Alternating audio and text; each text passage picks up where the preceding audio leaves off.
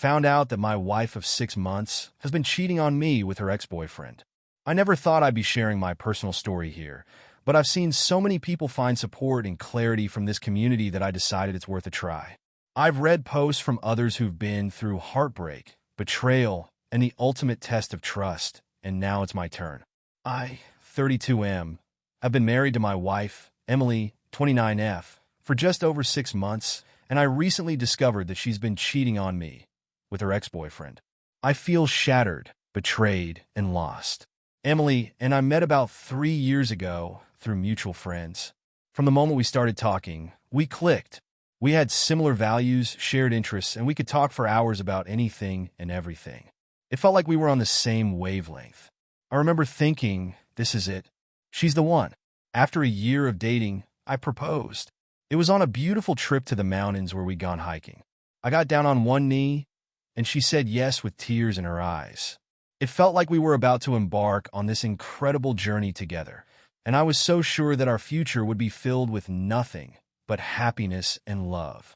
The wedding was small, intimate, and beautiful. Our friends and family were there, and everything felt perfect. The honeymoon phase, as people call it, was real for us. We were so in love, inseparable, and excited about our future. But looking back, maybe that's where the first crack started to form. I was too wrapped up in the idea of us, too sure of her love, that I didn't notice the subtle signs. Maybe I didn't want to notice. It started a few months after the wedding, maybe around the 3-month mark. At first, it was small things that I brushed off at the time, but now stick out in my mind like red flags waving in the distance. Emily started getting more and more distant. She was always on her phone, texting or on social media, but whenever I'd ask her about it, she'd say it was just work or her friends. I didn't want to be the paranoid husband, so I let it go. I trusted her. After all, we had just gotten married. Why wouldn't I trust her? Then, she started going out more.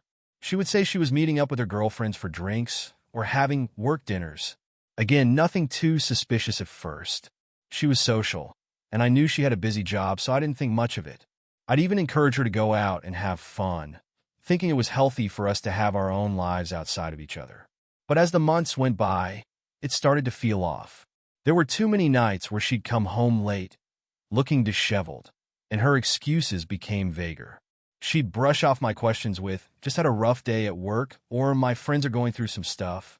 I believe her, or at least I wanted to. One night, she came home after midnight, smelling like perfume. Strong perfume that wasn't hers.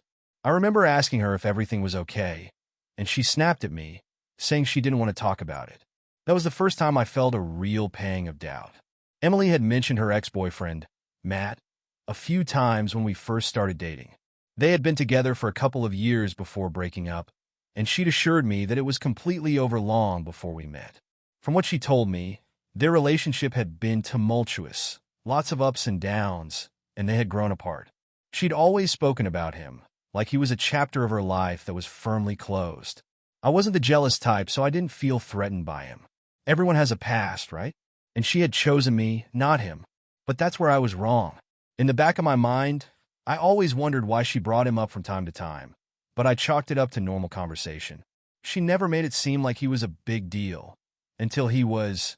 About 2 months ago, I noticed that she started talking about Matt again. It was casual at first, something like, oh, I saw Matt's sister post it on Instagram, or Matt's working at this new company now. I didn't think much of it, because it didn't seem like a big deal. But then it became more frequent. I would catch her scrolling through his social media, or mentioning his name in passing. I started to get that gnawing feeling in my gut, the one you can't ignore no matter how much you try. I didn't want to be that guy, the insecure husband who's worried about an ex, but something wasn't sitting right with me. One night, we were having dinner at home, and she casually mentioned that she had run into Matt at a coffee shop. She said it like it was no big deal, but something about the way she said it made my stomach drop. She said they caught up for a few minutes, and that was it. I didn't push her on it, but my mind started racing. Fast forward to about 3 weeks ago. That's when everything came crashing down. Emily had gone out for drinks with her friends, or at least that's what she told me. I was at home, trying to relax, but something just didn't feel right. I couldn't shake the feeling that she was lying to me. So, for the first time in our relationship, I did something I never thought I'd do. I checked her phone. I felt sick doing it, but I couldn't ignore my gut any longer. She had left her phone on the kitchen counter when she went to the bathroom, and I unlocked it. I didn't have to dig very far. There, right at the top of her messages, was a conversation with Matt. My heart was pounding as I opened the thread, and what I saw confirmed my worst fears. The messages were explicit. She wasn't just talking to him. They were planning to meet up, reminiscing about old times, and talking about how much they missed each other. There were pictures, too. Nothing graphic, but enough to make me feel like I'd been punched in the stomach. I kept scrolling, and the more I read, the worse it got. They had been seeing each other for months, right under my nose. Every time, she said she was going out with friends or working. Late, she had been with him. The worst part was that she didn't seem to feel guilty at all. She was laughing, flirting, and acting like they were back together. I put the phone down and walked out of the house. I couldn't be there anymore. I felt like my entire world had just been ripped apart. That night, I drove around aimlessly, trying to figure out what to do. I didn't want to believe it, but the evidence was right there. My wife, the woman I had promised to spend the rest of my life with, had been cheating on me with her ex-boyfriend for months. When I finally went home, she was already in bed, pretending like nothing was wrong. I couldn't hold it in any longer. I woke her up and told her I knew everything. At first, she tried to deny it. She said I was being paranoid, that I was overreacting. But when I told her I had seen the messages, she went silent. The look on her face said it all.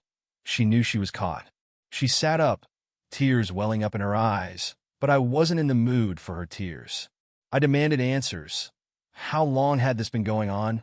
Why did she do it? Why didn't she tell me?